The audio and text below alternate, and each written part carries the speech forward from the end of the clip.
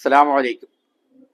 നമ്മുടെ മതസംഘടനകൾ അവർക്ക് മാധ്യമ രംഗത്ത്, മീഡിയ രംഗത്തൊക്കെ വളരെ മുന്നേറ്റങ്ങൾ നടത്തിയാൽ കൊള്ളാമെന്ന് ആഗ്രഹമുണ്ട്.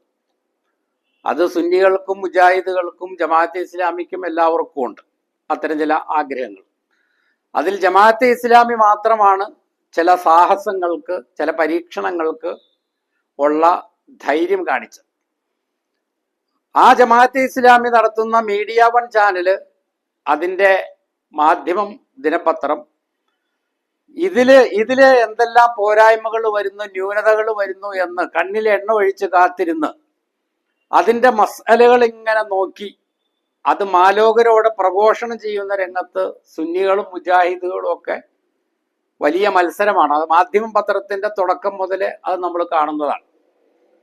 ചില ആളുകളുടെ വിശകലനം കേട്ടാൽ തോന്നും ഈ ശാന്തപുരം ഇസ്ലാമിയ കോളേജ്, അതുപോലെ ചേന്ദമംഗല്ലൂർ ഇസ്ലാഹിയ കോളേജ്, ആലുവ അസ്ഹറുൽ ഉലൂം പോലെയുള്ള ജമാഅത്തെ ഇസ്ലാമിയുടെ സ്ഥാപനങ്ങളിൽ നിന്ന് പഠിച്ചിറങ്ങുന്ന ഈ മൗലവിമാര് അല്ലെങ്കിൽ മതപണ്ഡിതന്മാര്, അവിടെ നിന്ന് ഇസ്ലാമിക ബിരുദം കിട്ടിയ ആളുകൾ, അവരിൽ കുറെ ആളുകളെ പള്ളികളിലേക്ക് ജോലിക്ക് വിടും.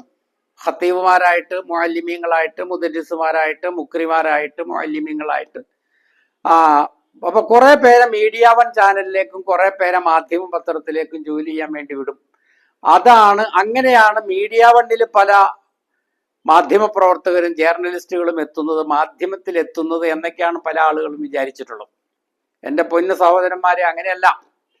മീഡിയ വൺ ചാനലില് മാധ്യമ രംഗത്ത് നല്ല പ്രാവീണ്യമുള്ള, നല്ല പ്രതിഭയുള്ള, പ്രത്യേകിച്ചും അന്വേഷണാത്മക പത്രപ്രവർത്തനം അല്ലെങ്കിൽ മാധ്യമ പ്രവർത്തനം, അത് സമർപ്പിതമായി, വളരെ നിസ്വാർത്ഥമായി, ത്യാഗപൂർണമായി സമൂഹത്തോടുള്ള, രാഷ്ട്രത്തോടുള്ള പ്രതിബദ്ധതയിൽ അധിഷ്ഠിതമായി ചെയ്യാൻ കഴിയുന്ന ആളുകളെ കഴിയുന്നത്ര സ്ക്രീൻ ചെയ്ത് കണ്ടെത്തിയിട്ടാണ് മാധ്യമം പത്രത്തിലും മീഡിയ വൺ ചാനലിലും ഒക്കെ നിയമിക്കുന്നത്. അപ്പൊ അവിടെയുള്ള നിയമനത്തിന് എൻ്റെ ഇന്റർവ്യൂവില് അവര് മുത്തഫരീദ് ഓതിയിട്ടുണ്ടോ, ഉംദ ഓതിയിട്ടുണ്ടോ, ബുലൂഗുൽ മറാം ഓതിയിട്ടുണ്ടോ, ഇതൊന്നും അല്ല നോക്കുന്നു. മറിച്ച് ഇന്ത്യ രാജ്യത്ത് ആ മാധ്യമം പ്രവർത്തിക്കുന്നത് ഏത് ഭാഷയിലാണോ ആ ഭാഷയിൽ ആശയ വിശകലനങ്ങൾ നടത്താൻ, റിപ്പോർട്ടിംഗ് നടത്താൻ, അവതരണങ്ങൾ നടത്താനുള്ള കഴിവ് അവർക്കുണ്ടോ എന്നുള്ളത് നോക്കിയിട്ടാണ്. അപ്പോൾ അവരവരുടെ പ്രൊഫഷണലിൽ അവരുടെ പ്രൊഫഷൻ എന്ന ആ ഒരു ഫീൽഡിൽ, ആ രംഗത്ത്, ആ കാര്യത്തിൽ മികവ് പുലർത്താനാണ് അവരുടെ ആവേശവും അവരുടെ മത്സരവും എപ്പോഴും ഉണ്ടാവുക. അതല്ലാതെ ജമാഅത്തെ ഇസ്ലാമിയുടെ ഹൽക്കകളിൽ നിന്ന്, ഹൽക്ക യോഗത്തിൽ ചർച്ച ചെയ്ത് തീരുമാനമെടുത്ത് കുറിപ്പ് കൊടുത്തിട്ടല്ല അവര് ഈ നമ്മുടെ മീഡിയ വൺ ചാനലിലെ ചർച്ചയിൽ പങ്കെടുക്കുകയോ അല്ലെങ്കിൽ മാധ്യമ പത്രത്തിൽ ലേഖനങ്ങൾ എഴുതുകയോ ചെയ്യുന്നത്. അതുകൊണ്ട് തന്നെ അതിലെ ഈ മാധ്യമ പ്രവർത്തകർ പ്രകടിപ്പിക്കുന്ന അഭിപ്രായങ്ങൾ ജമാഅത്തെ ഇസ്ലാമിയുടെ അഭിപ്രായങ്ങളായിട്ട് ജമാഅത്തെ ഇസ്ലാമിയുടെ തലയിൽ വെച്ച് കിട്ടുകയും ജമാഅത്തെ ഇസ്ലാമിതെ ഇങ്ങനെ ഒരു വാദവുമായിട്ട് വന്നിരിക്കുന്നു എന്ന തരത്തിൽ അവരെ വേട്ടയാടുകയും ഒക്കെ ചെയ്യുന്നത് ഒരിക്കലും വാർത്താ വിശകലന വിദഗ്ധർക്ക് അല്ലെങ്കിൽ മാധ്യമ നിരീക്ഷകർക്ക് അല്ലെങ്കിൽ പൊതുപ്രവർത്തകർക്ക് ഇത്തരം കാര്യങ്ങളെ ഗൗരവപൂർവ്വം സമീപിക്കുന്ന ആളുകൾക്ക് ചേർന്ന ഒരു ശൈലിയല്ല.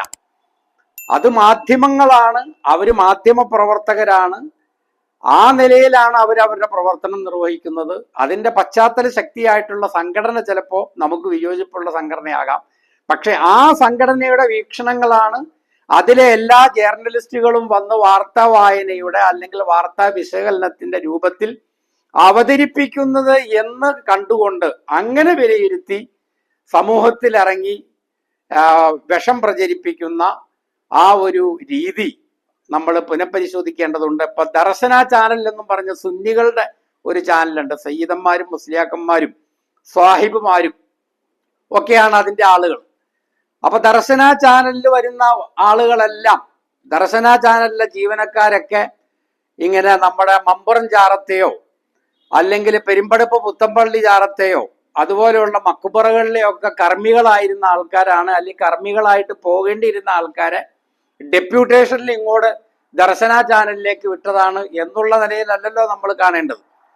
ദർശന ചാനലിന്റെ ഒരുപാട് വീർപ്പുമുട്ടലുകൾ നമ്മൾ കാണുന്നുണ്ട്. കാരണം അതിലൊരു പാട്ട് പാടുമ്പോൾ അതിൽ മ്യൂസിക് ഉപയോഗിച്ചാൽ പ്രശ്നമാണ്. ഇനി മ്യൂസിക് ഇല്ലാതെ ഒരാൾ പാട്ട് പാടുമ്പോൾ തന്നെ അറിയാതെ ആ പാവത്താൻ ആ കസേരയുമോ ടേബിളിമോ താളം പിടിച്ചു പോയാൽ തന്നെ ഹറാമായ സംഗീതത്തിന്റെ ഹുക്കുമിൽ അത് പെട്ടുപോകുമെന്നൊക്കെ പേടിച്ചാണ് വളരെ സൂക്ഷ്മതയോടുകൂടിയാണ്, വളരെ തഖ്വയോടും വറയോടും ഇഹ്തിയാത്തോടും കൂടിയാണ് ദർശന ചാനൽ മുന്നോട്ട് പോകുന്നത്. അതുകൊണ്ട് മീഡിയ വൺ ചാനലിന്റെ അത്രയും അവര് പ്രതിക്കൂട്ടിൽ നിർത്തപ്പെടാറില്ല എന്നുള്ളത് ഒരു ആശ്വാസം മാത്രമേ ഉള്ളൂ. എല്ലാവർക്കും നന്ദി.